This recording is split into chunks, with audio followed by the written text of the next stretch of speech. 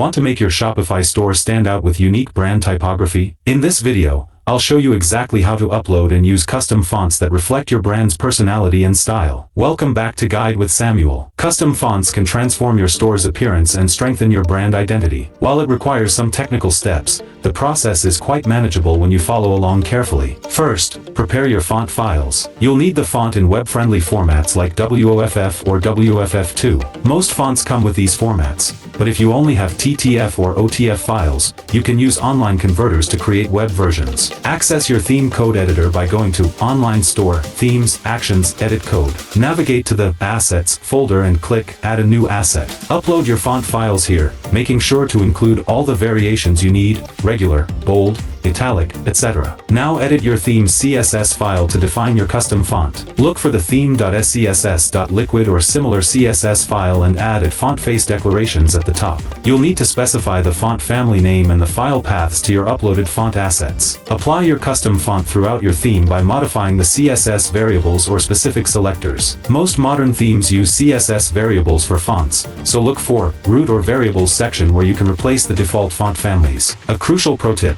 always include fallback fonts in your CSS declarations. For example, font family, your custom font, Arial, sans serif. This ensures your text remains readable if the custom font fails to load. Also, optimize your font files by including only the character sets and weights you actually use to improve loading speed. And just like that, you've infused your store with unique typography that sets your brand apart. Custom fonts create a memorable shopping experience that customers will associate with your business. If this guide helped you add personality to your store's text, please give it a like. What type of font best represents your brand? Modern, classic, or playful? Share your typography choices in the comments below. To continue building your brand identity, subscribe for our next video on how to add a logo to your Shopify store. Thanks for watching.